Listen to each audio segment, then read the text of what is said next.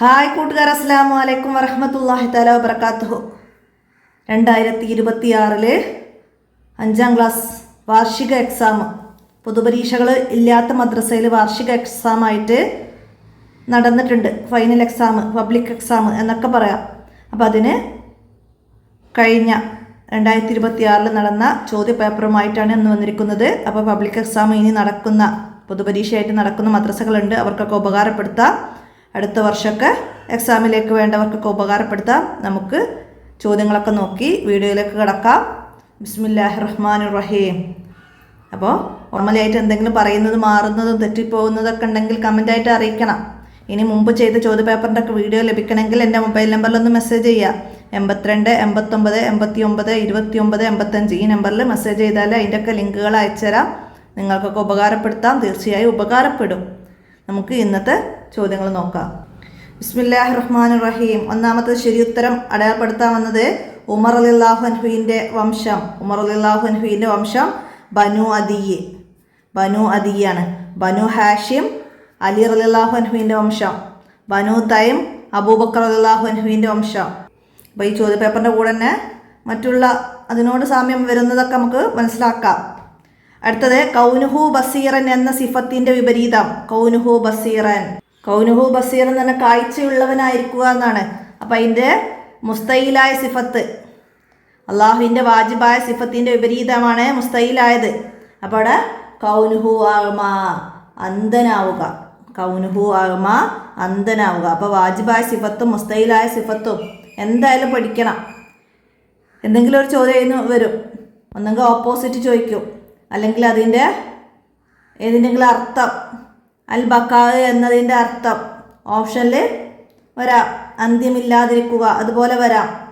ഇനി സിഫത്തുകൾ ഇവിടെ തന്നിട്ട് ഇതിൽ വാജിബായ സിഫത്ത് ഏത്, മുസ്തയിലായ സിഫത്ത് ഏത് എന്ന് തന്നാൽ നമുക്കതൊന്ന് വാജിബ് മുസ്തയിൽ മനസ്സിലാക്കാൻ കഴിയണം. അങ്ങനെ ഏത് രീതിയിലും വരാം, മനസ്സിലാക്കുക.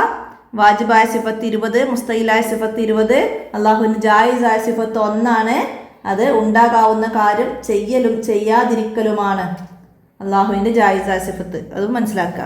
ഇനി 10 വയസ്സുള്ളപ്പോൾ ഇസ്ലാം സ്വീകരിച്ചു. കുട്ടികളിൽ ആദ്യം ഇസ്ലാം സ്വീകരിച്ചത് അലി റളിയല്ലാഹു അൻഹു ആണ്.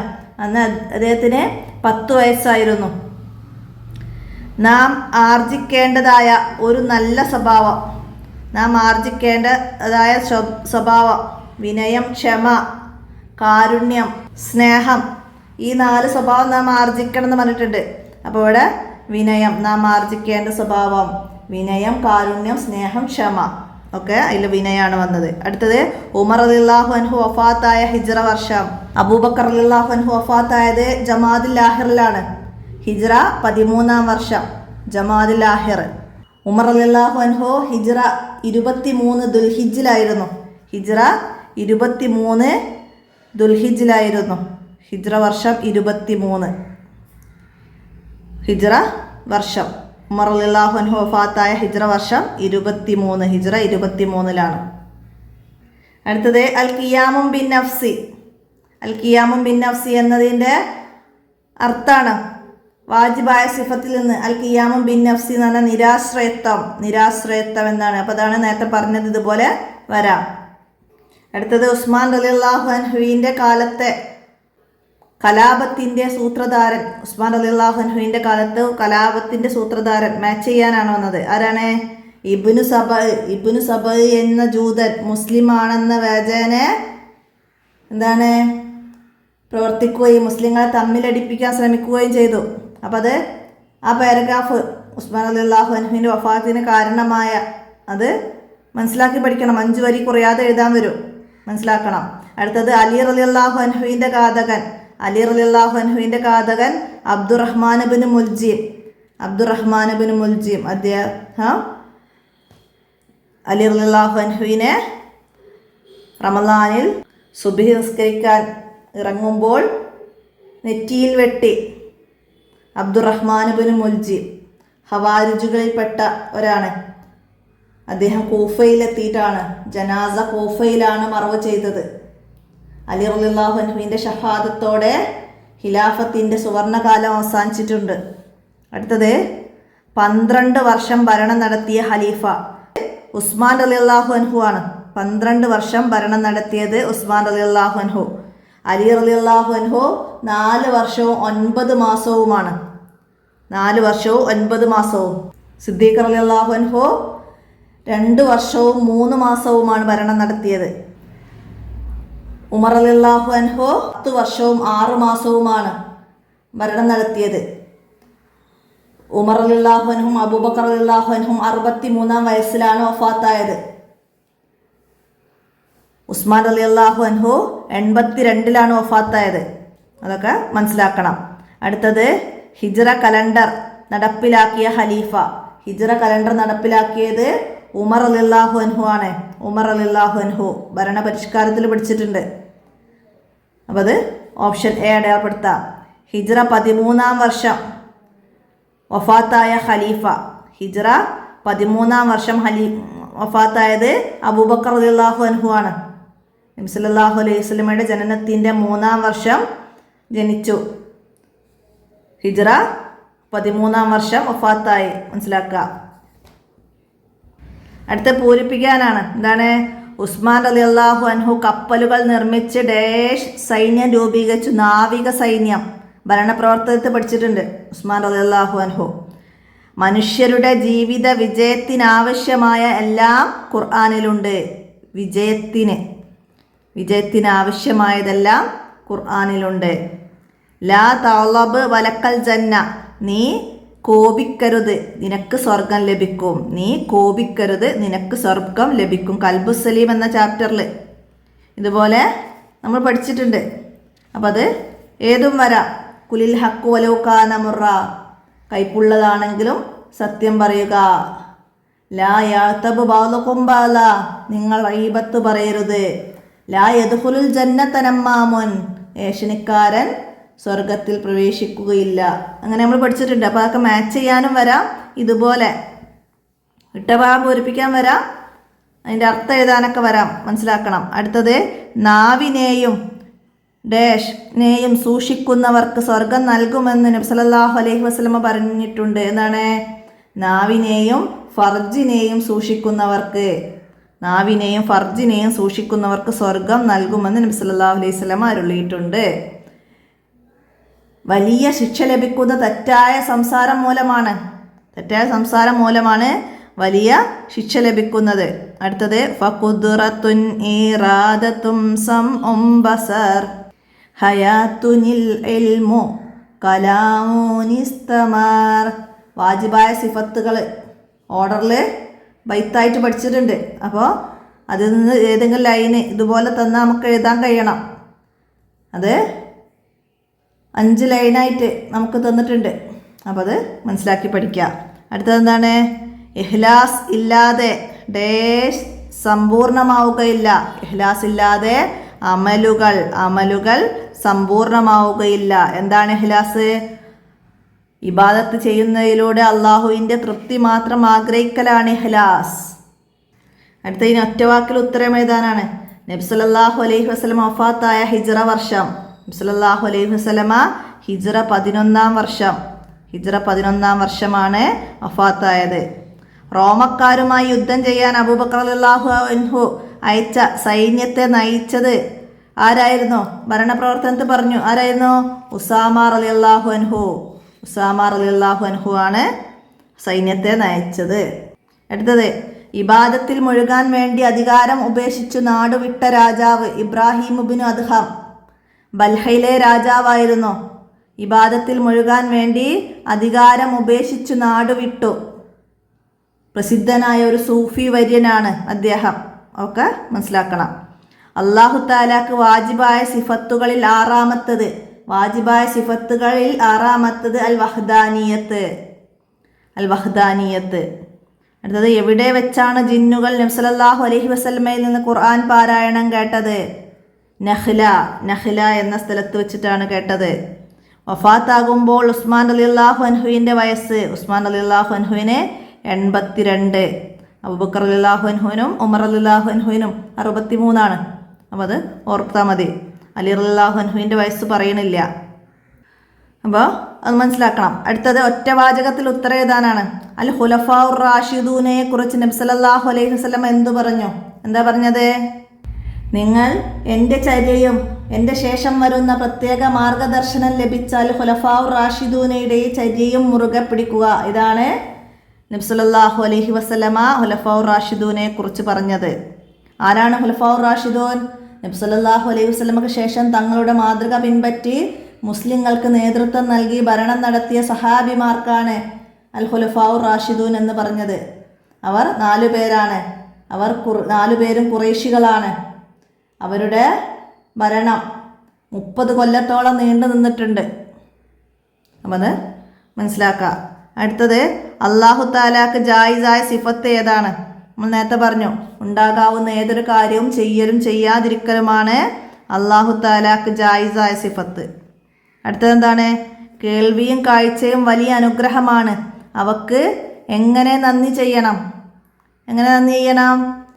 ഈ 2 അനുഗ്രഹങ്ങൾ നന്മയിൽ മാത്രം ഉപയോഗിച്ചും തിന്മയിൽ ഉപയോഗിക്കാതെയുമാണ് അവക്ക് നാം നന്ദി ചെയ്യേണ്ടത്. നന്മയിൽ ഉപയോഗിച്ചും തിന്മയിൽ ഉപയോഗിക്കാതെയുമാണ് നന്ദി ചെയ്യേണ്ടത്. അടുത്തതാ, ഉസ്മാൻ റളിയല്ലാഹു അൻഹുവിന് ദുന്നൂറൈൻ എന്ന് പേര് വരാൻ കാരണം എന്താണ്? ഇതൊക്കെ ഇപ്പോൾ നമ്മൾ 2 ദിവസം മുന്നേ അപ്ലോഡ് ചെയ്ത ചോദ്യപേപ്പറിൽ പറഞ്ഞിട്ടുണ്ട് ഈ ചോദ്യങ്ങളൊക്കെ. എന്തുകൊണ്ടാണ്? നബി സല്ലല്ലാഹു അലൈഹി വസല്ലമയുടെ 2 പുത്രിമാരെ അദ്ദേഹം വിവാഹം ചെയ്തിട്ടുണ്ട്. അതുകൊണ്ടാണ് ഉസ്മാൻ റളിയല്ലാഹു അൻഹുവിന് ദുന്നൂറൈൻ എന്ന പേര് ലഭിച്ചത്. ആരൊക്കെയായിരുന്നു നബി സല്ലല്ലാഹു അലൈഹി വസല്ലമയുടെ പുത്രിമാരെ? റുഖിയ ബീവി റളിയല്ലാഹു അൻഹായും ഉമ്മു കുൽസൂം റളിയല്ലാഹു അൻഹായെയും ആണ് ഉസ്മാൻ റളിയല്ലാഹു അൻഹു വിവാഹം കഴിച്ചത്. അതുകൊണ്ടാണ് ദുന്നൂറൈൻ എന്ന പേര് ലഭിച്ചത്. അപ്പോൾ ഇവിടെ മനസ്സിലാക്കി എഴുതാം. എപ്പോഴാണ് അബൂബക്കർ റളിയല്ലാഹു അൻഹു ഖുർആൻ ഒരു മുസഹഫിൽ ക്രോഡീകരിച്ചത്? എപ്പോഴാണ്? ഖുർആൻ മനഃപ്പാഠമാക്കിയവർ ധാരാളമായി ഷഹീദായപ്പോൾ. ഖുർആൻ മനഃപ്പാഠമാക്കിയവർ ധാരാളമായി ഷഹീദായപ്പോഴാണ് ഖുർആൻ ഒരു മുസഹഫിൽ ക്രോഡീകരിച്ചത്. അടുത്തത്, നബി സല്ലല്ലാഹു അലൈഹി വസല്ലമ മദീനയിൽ എവിടെയാണ് അന്ത്യവിശ്രമം കൊള്ളുന്നത്? മസ്ജിദുൻ നബവിയിലെ പച്ച കുബ്ബക്ക് താഴെയാണ് നബി സല്ലല്ലാഹു അലൈഹി വസല്ലമ അന്ത്യവിശ്രമം കൊള്ളുന്നത്. ഖുർആൻ എന്നാൽ എന്താണ് ഖുർആൻ? ജിബ്രീൽ അലൈഹിസ്സലാം മുഖേന അന്ത്യപ്രവാചകനായ മുഹമ്മദ് നബി സല്ലല്ലാഹു അലൈഹി വസല്ലമക്ക് അവതരിപ്പിക്കപ്പെട്ട അല്ലാഹു തആലയുടെ കലാമാണ് ഖുർആൻ. സൂറത്തുൽ ഫാത്തിഹ കൊണ്ട് തുടങ്ങി സൂറത്തുൻ നാസ് കൊണ്ട് അവസാനിക്കുന്ന അമാനുഷിക ഗ്രന്ഥമാണ് ഖുർആൻ. ഇനി 2-ലേതെങ്കിലും ഒരു വിഷയത്തെക്കുറിച്ച് കുറിപ്പ് തയ്യാറാക്കണം. അത് 5 വരി കുറയാൻ പാടില്ല. ഈ ലൈന് മുഴുവനായിട്ട് എഴുതണം. പകുതി എഴുതി വെച്ച് കംപ്ലീറ്റ് ആക്കരുത്. മുഴുവനായിട്ട് എഴുതണം. അല്ലാഹു തആലയുടെ ഖദർ, ഇതൊക്കെ നമ്മൾ കഴിഞ്ഞ ക്വസ്റ്റ്യൻ പേപ്പറിലൊക്കെ പറഞ്ഞത് തന്നെയാണ്. അപ്പോൾ വീണ്ടും ആവർത്തിക്കുകയാണ്. അപ്പം എന്താണ്? ഖദറിൽ വിശ്വസിക്കൽ ഈമാൻ കാര്യങ്ങളിൽ പെട്ടതാണ്. ഈ ലോകത്ത് സംഭവിക്കുന്ന എല്ലാ കാര്യങ്ങളും അല്ലാഹു തആലയുടെ നിശ്ചയമനുസരിച്ചാണ് നടക്കുന്നത്. എല്ലാം അവൻ മുൻകൂട്ടി നിശ്ചയിച്ചിട്ടുണ്ട്. ജനനം, മരണം, രോഗം, ആരോഗ്യം, വളർച്ച, തളർച്ച തുടങ്ങി ചെറുതും വലുതുമായ എല്ലാ കാര്യങ്ങളും അല്ലാഹു തആലയുടെ തീരുമാനം അനുസരിച്ചാണ് നടക്കുന്നത്. അതിൽ ഹൈറായ കാര്യങ്ങളും ഷർറായ കാര്യങ്ങളും ഉണ്ടായേക്കാം. ഹൈറുണ്ടാകുമ്പോൾ ശുക്ർ ചെയ്യണം, ഷർറുണ്ടാകുമ്പോൾ ക്ഷമ കൈക്കൊള്ളുകയും വേണം. ഇങ്ങനെ ചെയ്യുന്നവരാണ് പരലോകത്ത് ഉന്നത പദവി കൈവരിക്കുന്നവർ. അത്രയും എഴുതി നമുക്ക് ഖദറിനെ കുറിച്ച് എഴുതാം. പിന്നെ ഇജാസുൽ ഖുർആൻ, ഖുർആനിനെ കുറിച്ച്. നബി സല്ലല്ലാഹു അലൈഹി വസല്ലമക്ക് ജിബ്രീൽ അലൈഹിസ്സലാം മുഖേന അല്ലാഹു തആല അവതരിപ്പിക്കപ്പെട്ട കലാമാണ് ഖുർആൻ. സൂറത്തുൽ ഫാത്തിഹ കൊണ്ട് തുടങ്ങി സൂറത്തുൻ നാസ് കൊണ്ട് അവസാനിക്കുന്ന അമാനുഷിക ഗ്രന്ഥമാണ്. പാരായണം ചെയ്താൽ പ്രതിഫലം ലഭിക്കുന്നതും പിഴവ് വരാത്ത വിധം നമ്മിലേക്ക് എത്തിയതുമാണ് വിശുദ്ധ ഖുർആൻ. നബി സല്ലല്ലാഹു അലൈഹി വസല്ലമയുടെ എന്നെന്നും നിലനിൽക്കുന്ന മൗജിദത്താണ്. ഈ മൗജിദത്തിന് പല മുഖങ്ങളുണ്ട്. സാഹിത്യമേന്മ, പ്രവചനങ്ങൾ, സമ്പൂർണ്ണ നിയമം, സ്വാധീനശക്തി, വൈജ്ഞാനിക മേന്മ, അതൊക്കെ എഴുതാം. ഒക്കെ എഴുതിയിട്ട് നമുക്കിവിടെ 5 വരി കുറയാതെ കംപ്ലീറ്റ് ആക്കാം. അല്ലാഹുവിൻ്റെ ശക്തമായ ഭാഷമാണ്, തത്വസമ്പൂർണമായ ദിക്റാണ്, നേർമാർഗമാണ്. പണ്ഡിതന്മാർക്കത് പഠിപ്പിച്ച് മതി വരില്ല. ആവർത്തനാധിക്യം കൊണ്ട് അതിന് പുതുമ നശിക്കുകയില്ല. അതൊക്കെ ചേർത്ത് പാഠത്തിൽ പറയുന്ന കാര്യങ്ങൾ നമുക്കിവിടെ എഴുതി കംപ്ലീറ്റ് ആക്കാം. പിന്നെ ഉമർ റളിയല്ലാഹു അൻഹുവിൻ്റെ മഹത്വങ്ങൾ. നബി സല്ലല്ലാഹു അലൈഹി വസല്ലമയുടെ ജനനത്തിൻ്റെ 13-ാം കൊല്ലം അദ്ദേഹം ഭൂജാതനായി. അബൂ ഹസ്ഫ് എന്നായിരുന്നു വിളിപ്പേര്. നുബുവത്തിൻ്റെ 6-ാം വർഷം ഇസ്ലാം സ്വീകരിച്ചു. നബി സല്ലല്ലാഹു അലൈഹി വസല്ലമയെ വധിക്കാൻ പുറപ്പെട്ടതായിരുന്നു. വഴിയിൽ സഹോദരിയുടെ വീട്ടിൽ കയറി. അവിടെ നിന്ന് പരിശുദ്ധ ഖുർആൻ പാരായണം കേൾക്കാനിടയായി. ഉമർ റളിയല്ലാഹു അൻഹുവിന് മാനസാന്തരമുണ്ടായി. നബി സല്ലല്ലാഹു അലൈഹി വസല്ലമയുടെ സന്നിധിയിലെത്തി ഇസ്ലാം സ്വീകരിച്ചു. പരസ്യമായ പ്രബോധനം ചെയ്യാൻ ഈ സംഭവം മുസ്ലിങ്ങൾക്ക് ധൈര്യം നൽകി. നബി സല്ലല്ലാഹു അലൈഹി വസല്ലമ ഫാറൂഖ് എന്ന് സ്നേഹപൂർവ്വം വിളിച്ചു. അഷ്റത്തുൽ മുബശ്ശറയിൽപ്പെട്ടവരാണ്. നബി സല്ലല്ലാഹു അലൈഹി വസല്ലമ ഉമർ റളിയല്ലാഹു അൻഹുവിനെ കുറിച്ച് പറഞ്ഞു, ഉമറെ, താങ്കൾ ഒരു വഴിയിൽ പ്രവേശിച്ചാൽ ഷെയ്ത്താൻ ആ വഴിയിൽ നിന്ന് മാറി സഞ്ചരിക്കും. തീർച്ചയായും അള്ളാഹു ഉമറിൻ്റെ നാവിലും കൽബിലും സത്യം നിക്ഷേപിച്ചിരിക്കുന്നു. സൂക്ഷ്മതയോടെ ജീവിച്ചു, ലളിത ജീവിതം നയിച്ചു, കഷ്ണം വെച്ച വസ്ത്രങ്ങൾ ധരിച്ചു, എല്ലാവർക്കും നീതിയും സമാധാനവും ഉറപ്പുവരുത്തി. പ്രജാവത്സലനും നീതിമാനുമായിരുന്നു അദ്ദേഹം. അതൊക്കെ ചേർത്ത് ഉമർ റളിയല്ലാഹു അൻഹുവിൻ്റെ മഹത്വങ്ങൾ എഴുതാം. അല്ലെങ്കിൽ ഉസ്മാൻ റളിയല്ലാഹു അൻഹുവിൻ്റെ പ്രധാന ഭരണ പ്രവർത്തനങ്ങൾ. കരാർ ലംഘിച്ച് വിപ്ലവത്തിനൊരുങ്ങിയ രാജ്യങ്ങളോട് യുദ്ധം ചെയ്ത് അക്രമം അമർച്ച ചെയ്തു. പേർഷ്യൻ സാമ്രാജ്യം പൂർണ്ണമായി മുസ്ലിങ്ങൾക്ക് അധീനമാക്കി. കപ്പലുകൾ നിർമ്മിച്ച് നാവിക സൈന്യം രൂപീകരിച്ചു.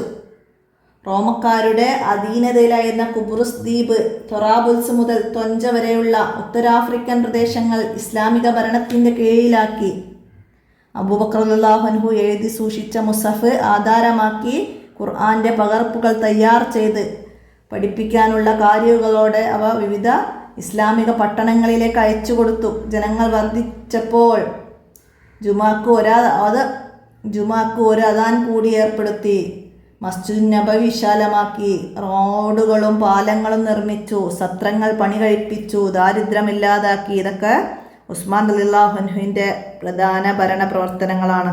അപ്പോൾ അത് നന്നാക്കി പഠിക്കുക. എല്ലാവരുടെ ഭരണ പ്രവർത്തനവും മനസ്സിലാക്കി പഠിക്കുക. അപ്പോൾ ഏതെങ്കിലും ഓപ്ഷനിൽ മാറി മാറി വരാം. അപ്പോൾ നിങ്ങൾക്ക് അതൊക്കെ ചേർത്ത് എഴുതാം. ഇനി ഭരണ പ്രവർത്തനത്തിൽ നിന്ന് തന്നെ ചോദ്യങ്ങൾ വരും. കപ്പലുകൾ നിർമ്മിച്ച് നാവിക സൈന്യം രൂപീകരിച്ചത് ആര്?